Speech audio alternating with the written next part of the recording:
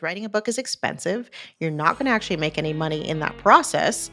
Hopefully in the future, you're getting nice royalties. But in the beginning, it's a big upfront investment of your time and your energy that is inevitably going to lead to your business kind of having to take a back seat, for the short term.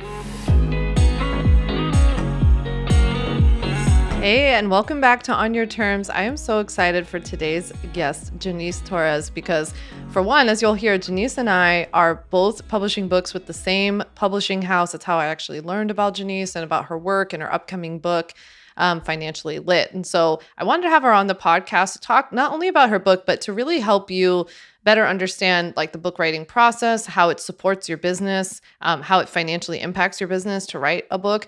And then I also wanted to, lean on Jannese's money expertise and talk with her about budgeting to start a business or even budgeting when you already have a business to grow it. Because often I hear from you that you're kind of stuck in that place where you're like, I want to grow this business, but I need money in order to grow it and I'm not making enough. So what do I do? So we talked all about that. We both also shared prior food blogs in common. Actually, Jannese's is still up and running, but we both entered into the online space through food blogging and learned so much from that experience. So I am very excited for you to hear this conversation. She was just absolutely delightful. So without further ado, please welcome Jannese Torres to the podcast. Jannese is an award-winning Latina Money Expert. She became an accidental entrepreneur after a job loss led her to create a successful Latin food blog, Delish Delights.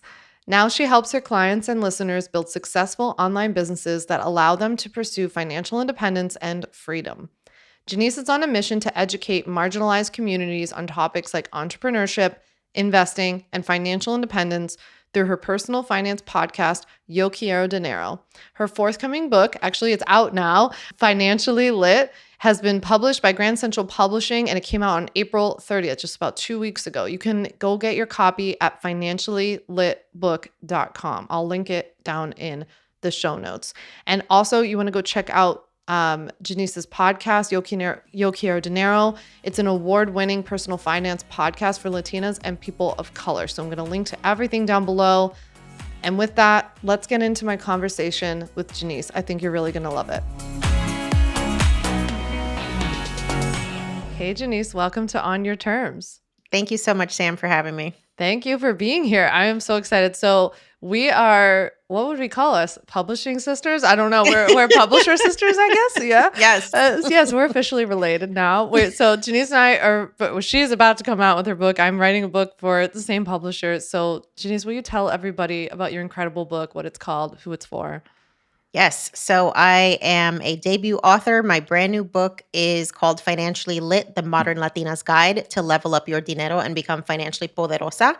And essentially, it's a personal finance book written for the Latino community because lo and behold, even though we are the largest minority population in the United States, for some reason, the personal finance media has not caught up with the idea that maybe we should be speaking to people of color who are a huge economic power in this country. And so in the book, it's pretty much a to Z guide, if you will. It's the book that I needed when I graduated college.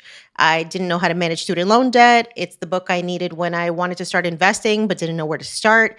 It's the book that I needed when I was planning to get married and didn't know how to bring up the conversation around prenups. So there's so much in the book, and I'm really excited for the next generation of Latinas to be financially literate in a way that past generations just have not been able to be because of lack of access to relatable content. Absolutely. I'm so excited for this book, and it's so needed in the space. I feel like you see a lot of the same people speaking to the same people about money. And so I am very, very excited to hear a different perspective. And like you said, there's just such incredible demand as well. So why not? This is so smart on your part. How are you? So as we're talking, after this airs, your book will officially be available to purchase. And so you guys all need to go buy it. I'll put links in the description, but as we're sitting here, how are you feeling kind of on the precipice of this coming out in a few weeks? It's funny because a lot of people have asked me, why are you so calm? Yeah. And I think a lot of it just has to do with feeling like the team that's been around me during this process has been so incredibly supportive. And I feel like when you have aligned partners on this mission of putting a book out there, it's much easier when you don't have to convince people why this matters, why they should care about it, why this needs to exist. And so I've felt very supported in all aspects of the book writing and the marketing process. And I think that's why I look so calm, even though my book comes out in a couple of weeks. Yeah, usually people are freaking out, but I from what I hear from other people who have written books, you and I got really lucky with our publisher, Mm, and we mhm. also share the same editor, who's also the coolest. Shout out to Nana. Yes. So we got, I feel like, really lucky in that sense that we had really good experiences. But how much has it helped you? I mean, you have a really, not only a large audience in terms of quantity, but I can also tell you have a very dedicated audience who you have a very good and authentic connection with. How much has that helped you in this book process and the marketing of it? Yeah, I think it's been something that I know my audience has been wanting for a while. I'm really big into providing accessible, relatable content. And even though the podcast has a ton of personal finance information, there's just something really powerful about being able to hold it in your hand. And so the fact that this book is going to exist, I hope is going to mean even more people find out not just about the work that I'm doing, but just financial literacy in general. Because maybe somebody doesn't have time to like sit down and listen to a podcast, but maybe they have time to listen to the audiobook version, or maybe they are on a beach vacation and they want to take in some educational content. So there's just so many different ways that people like to consume information. And so with having the podcast, having the book, having the audiobook version, I'm just really excited for my audience to feel like there's yet another avenue for them to learn. Absolutely. I've felt like the book is a way for you to take information that you kind of have smattered all over the place online, like between your website and Instagram and your incredible podcast, Yo Quiero Dinero, by the way, in case you all want to listen. But it's like putting it all in one place. And Hmm. I don't know about you, but how have you felt about the after being in an industry where we produce so much content and that content has such a short shelf life and we're pressured to put out so much content on Instagram or elsewhere that's just like kind of dies quickly. How has it felt for you to create something that is like so tangible, and it's going to have such lasting power? Yeah, I love the whole process of writing the book because there is so much of that thought process that has to go into it. It's like, how do I make this timeless, but also timely? Mm, And when we're talking about money, there are some things that are just like tried and true, the power of investing and the importance of saving and the importance of, managing your debt. But there's also a lot of innovations that happen in our industry. We can take a look at things like crypto and NFTs as examples. So I had to kind of walk the line when it comes to making the information as timeless as possible so that it does stand the test of time, but also making it nuanced and relevant and mm. not just some old white man version of money because we already have enough of those Yeah, examples. Dave Ramsey's written enough for enough people, so he's got it. Absolutely. Yeah, yeah. There's time for a new person in town. That's for sure. I would say. What are some of the things that you've like, what are a few specific things you felt like the Latino community needed to hear or learn from someone like you that they weren't hearing before you either started your business or wrote this book? Yeah, I think especially as like a first gen kid who's been given very specific instructions in how to pursue the American dream, which is Mhm. like go to college, get the degree, get the job, work there for 40 years and never leave and retire. There's just a whole different world out here, especially when we think about, the ways that entrepreneurs earn money. And Mm, so entrepreneurship is a really big topic in my community because it's one of those things that for a long time we've associated with being traditionally unemployable. So mm, entrepreneurship was almost seen as like a last resort because you couldn't get a quote unquote regular job. Versus now, a lot of people are taking entrepreneurship as the path to financial freedom, as a way to reclaim their time, to make more money, to have more flexibility. And so there's this shift that's happening with us seeing entrepreneurship not as something you do because you have no other choice. It's actually something that you do so that you actually give yourself more choices. So I talk a lot about that in the book, as well as things like financial independence. So the FIRE movement is something that is still very new to communities of color, and just this concept of being able to retire because of a number mm. versus because of an age. That's a very novel concept for a lot of folks. And then we're also talking about some culturally taboo topics like prenuptial agreements and estate planning.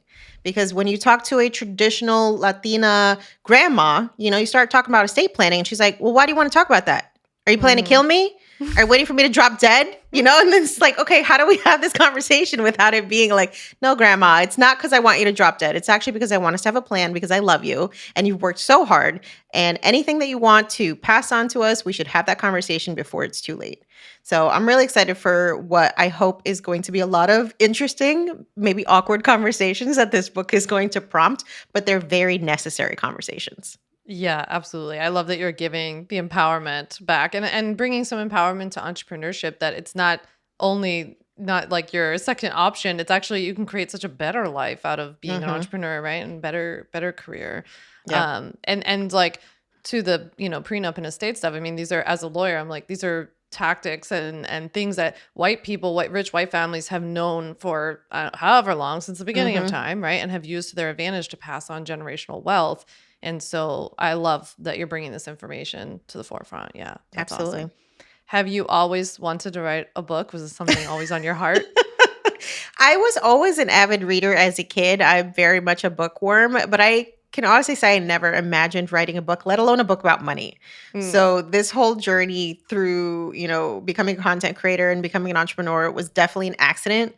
It was just a series of events that led me to discover this world of online content creation and the power of using your voice to educate people and to create community. And so yeah, never imagined seeing my face on a book, seeing my name on a book, but now that it exists, it's like a surreal thing. It's literally kind of a testament of my own journey, and I hope that by sharing it, it helps other people navigate the various aspects of money that they're going to encounter throughout their lives.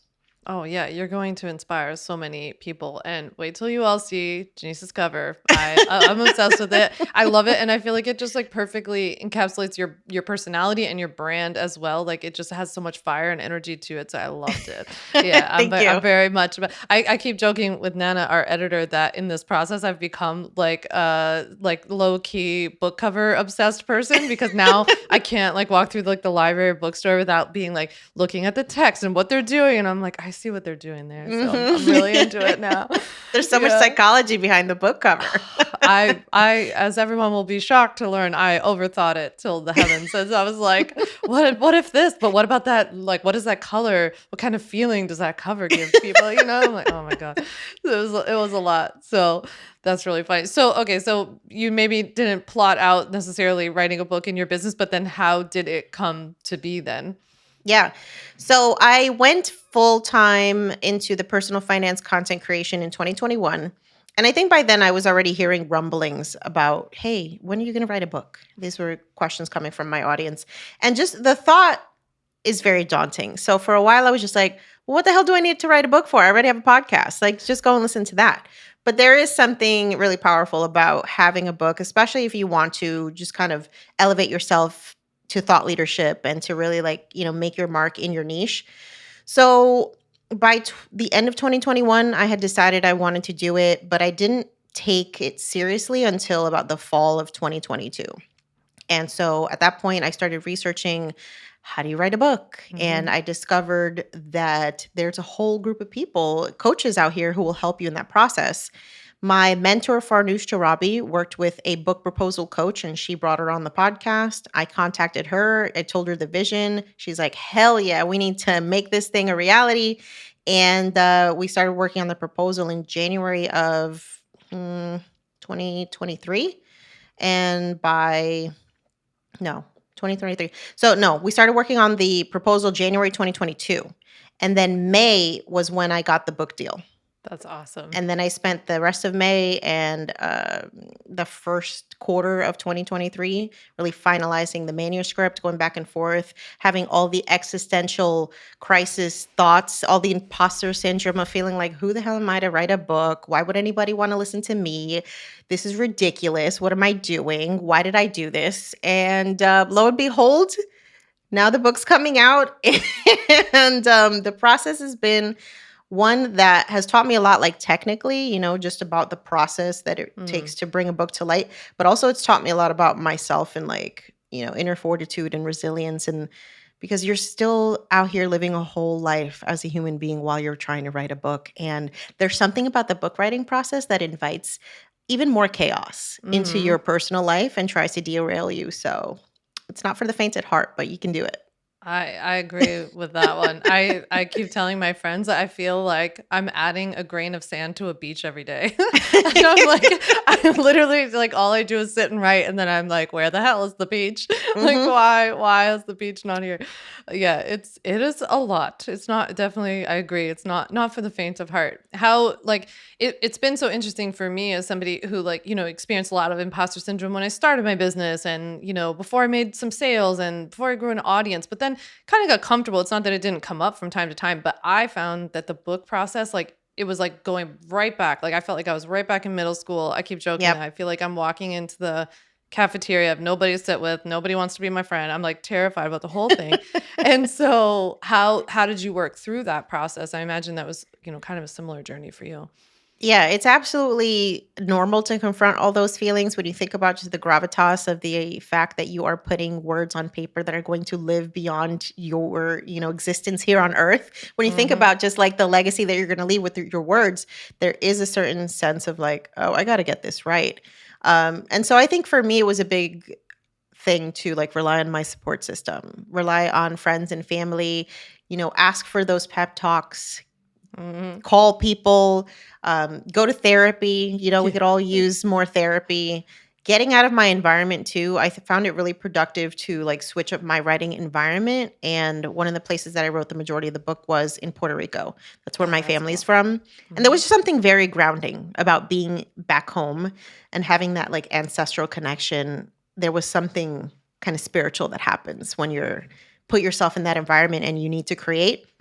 So it was just a lot of, self-care.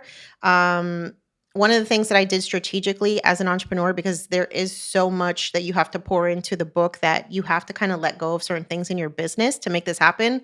I was very intentional about starting to put like automated processes in place, like funnels and email marketing and turning products evergreen that had relied on manual launches and things like that so that I wouldn't take a financial hit while I'm writing the book. And that's something that a lot of entrepreneurs have to factor into this process because writing a book is expensive. You're not going to actually make any money in that process. Hopefully in the future, you're getting nice royalties. But in the beginning, it's a big upfront investment of your time and your energy that is inevitably going to lead to your business kind of having to take a back seat, for the short term. I think that's something that's not talked about enough is that like I'm really glad that I waited so long in the sense that my business was healthy enough and that I could afford to. I've been calling it a slingshot period because I do feel like I'm like pulling back to reload, and Yep. the business may or may not take a hit, but it's also like you just can't do certain opportunities. You got to turn Hmm. some stuff down. I'm not putting out as much content. Like I've got to be focused on getting this book out. And Yeah. then the marketing of it is a huge thing, and it costs a lot of money on our end as well, like to supplement and support the marketing effort, right? Hmm. So, yeah, I was going to ask you like how do you see the book fitting into your business moving forward?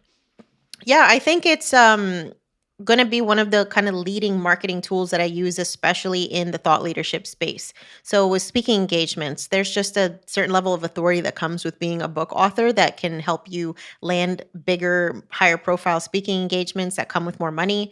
I'm definitely looking to use it as an additional tool to obtain more press opportunities.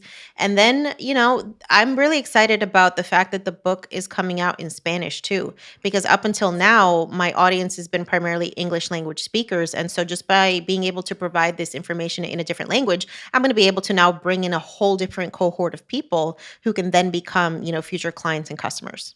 Absolutely. That's really cool. Are you doing the audio book yourself as well? I did the audiobook in English, but I opted out of the Spanish because I'm just like, you know what?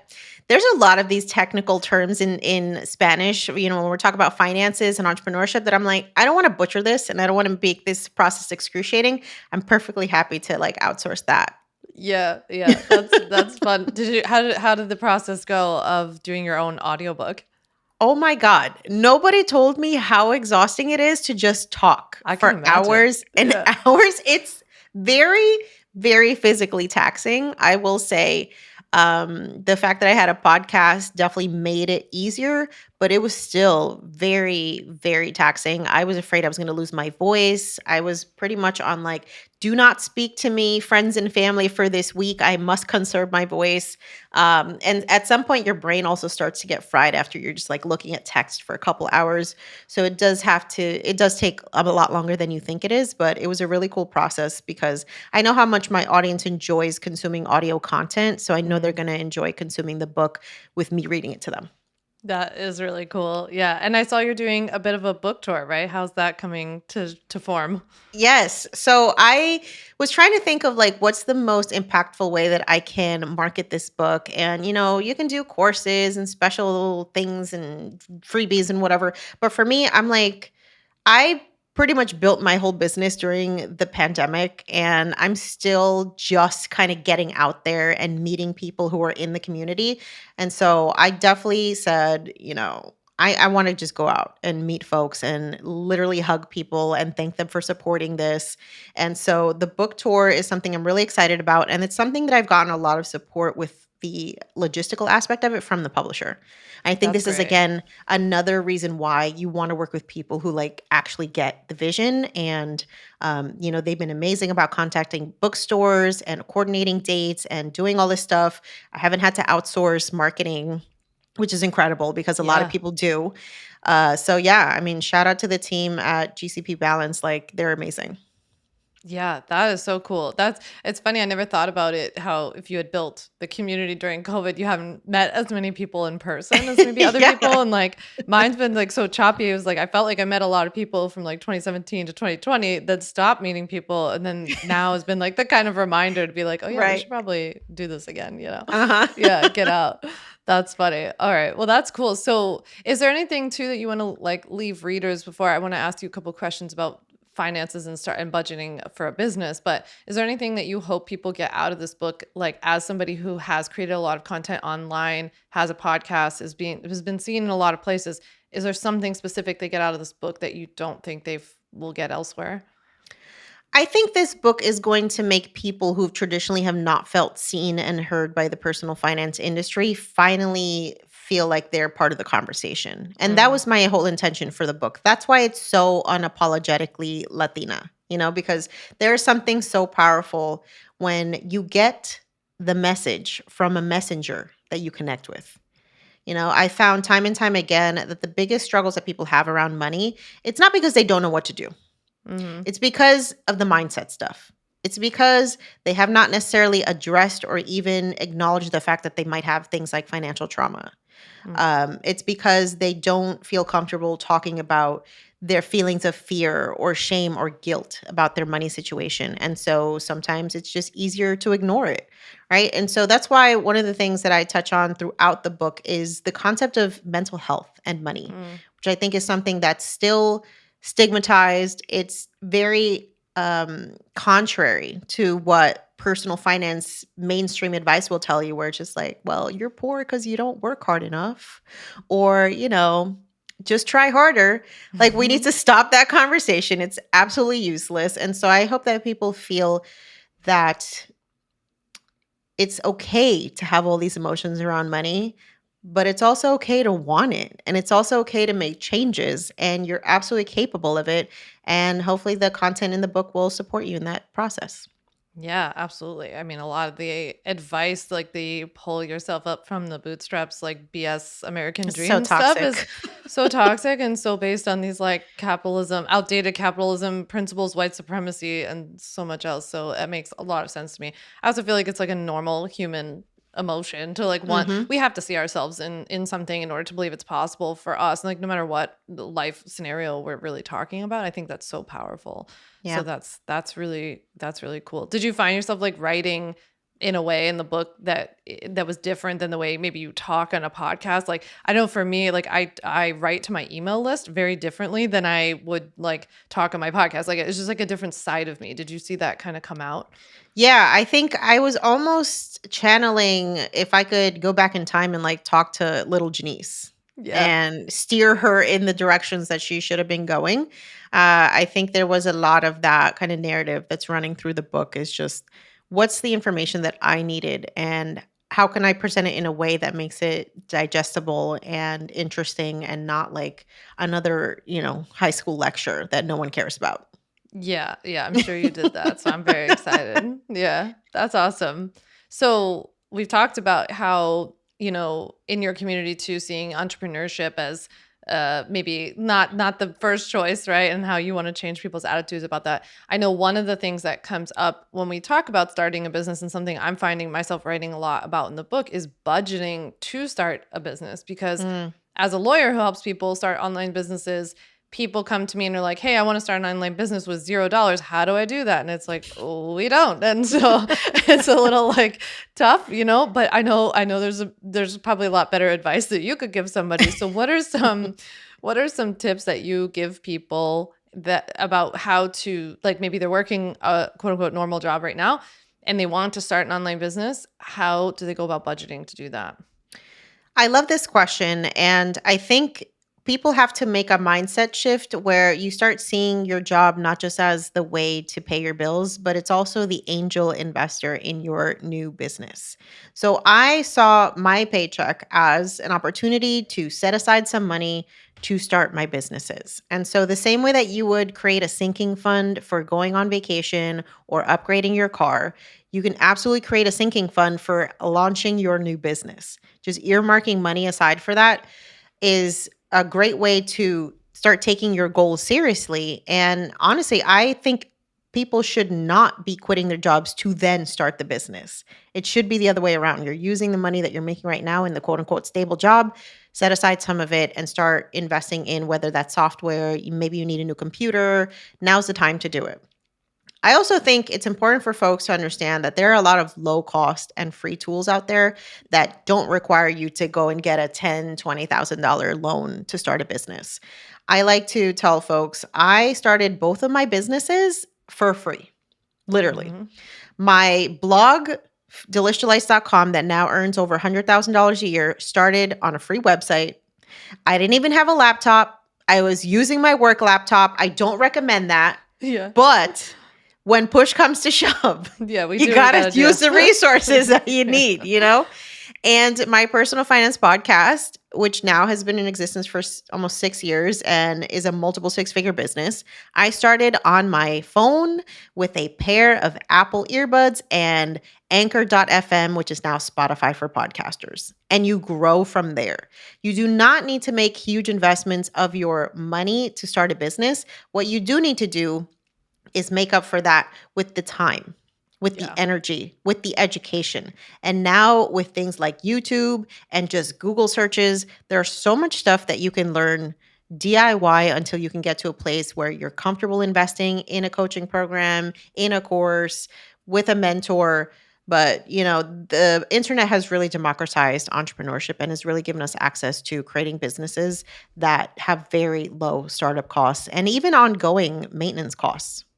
Yeah, absolutely. And it seems like both you and I have accessibility in common of giving a lot of information for people who need to just get started somewhere. Mhm. And I talk about in chapter 4 of my book, I talk about being scrappy and how I just think that that's like underplayed sometimes in Mhm. online entrepreneurship, and a lot of the content that we see on social media about the like get 10K months right away or whatever.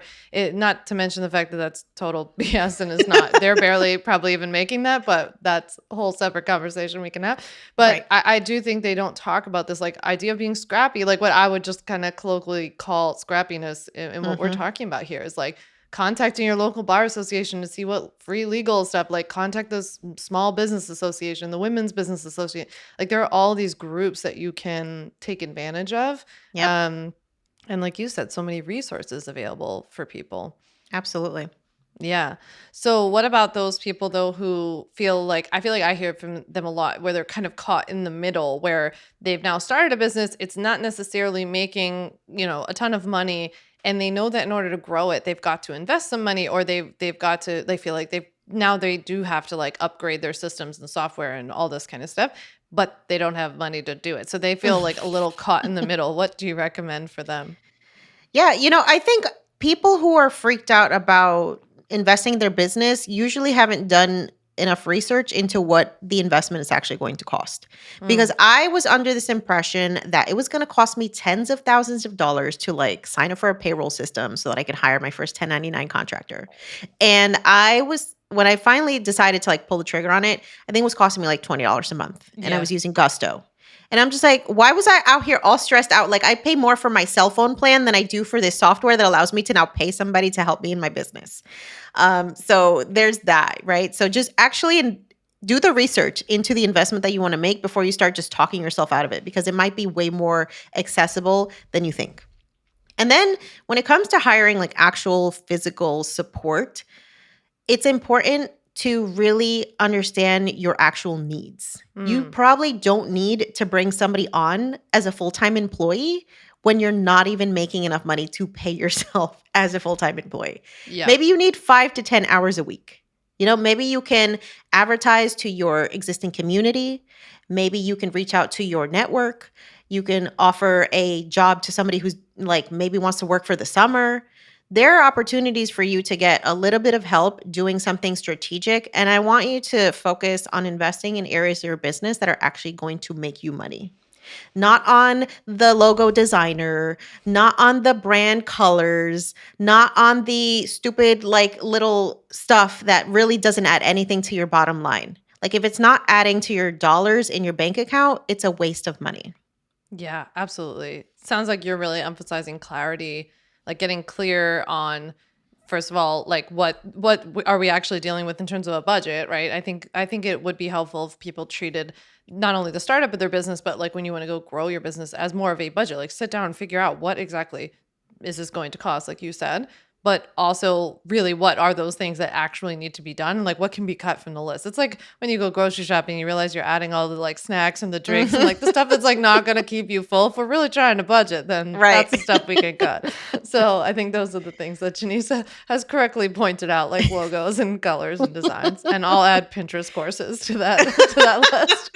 Like, why are we on Pinterest? We can't even like, we need clients. But anyway, so oh, that's super helpful. Okay. Also, you brought it up. I didn't actually know that you still have the food blog up and running, which is amazing. But you and I have this in common that we both started food blogs when we wanted to like get into this world.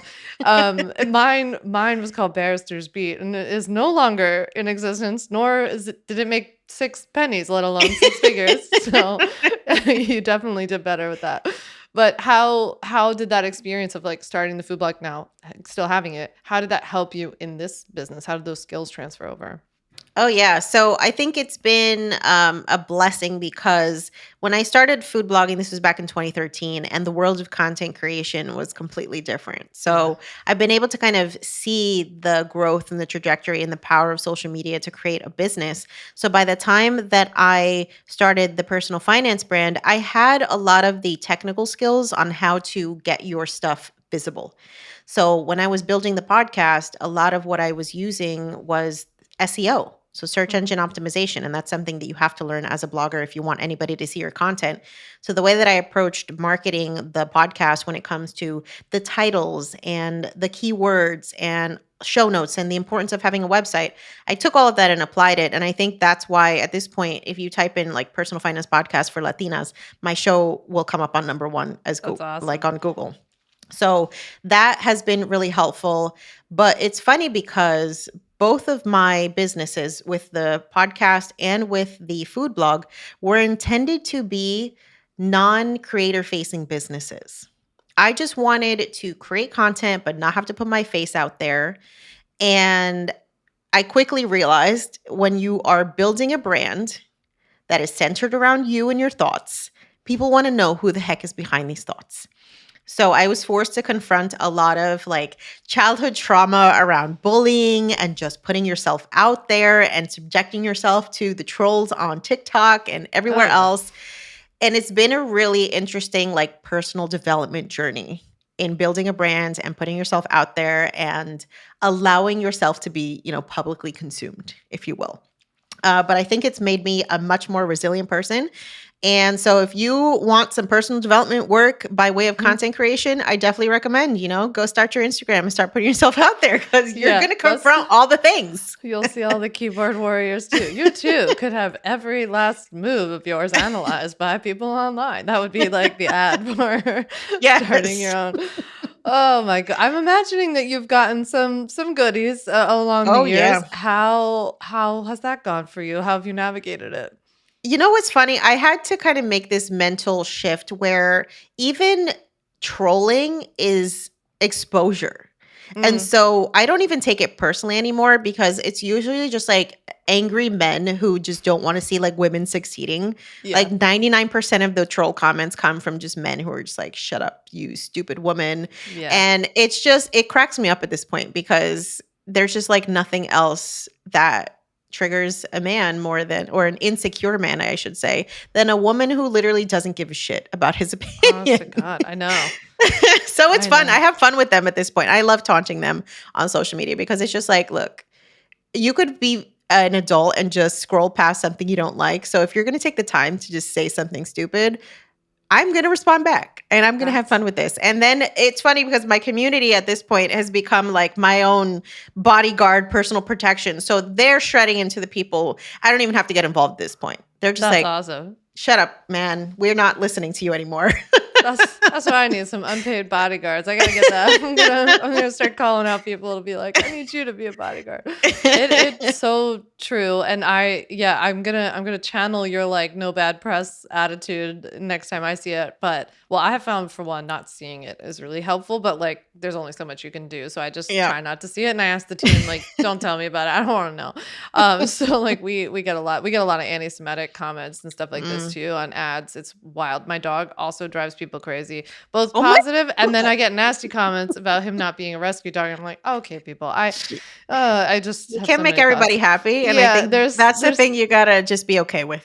yeah, you'll appreciate this too. That some guy left me a comment on a Facebook ad saying that he would never buy from somebody in a hoodie.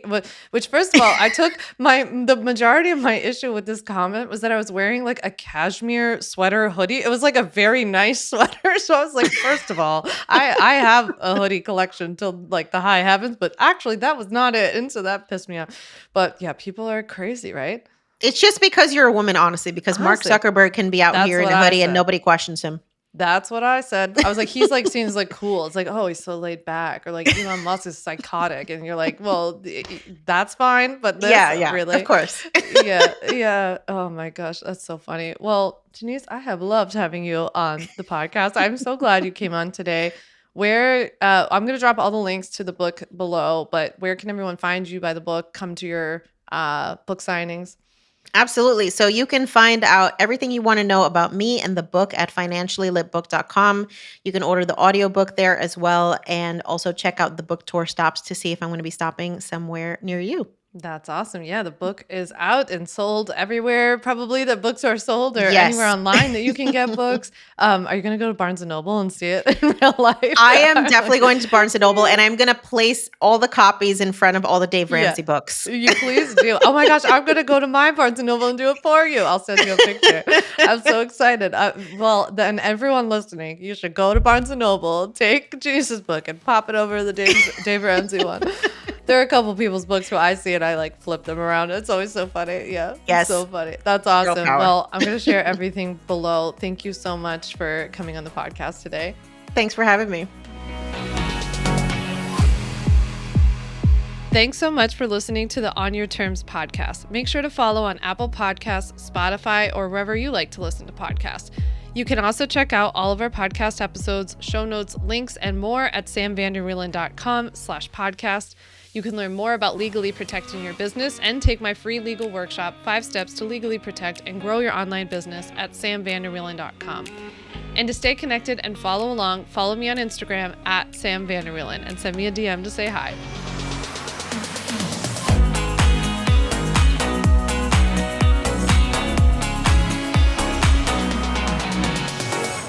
Just remember that although I am an attorney, I am not your attorney, and I am not offering you legal advice in today's episode. This episode and all of my episodes are informational and educational only. It is not a substitute for seeking out your own advice from your own lawyer. And please keep in mind that I can't offer you legal advice. I don't ever offer any legal services, but I think I offer some pretty good information.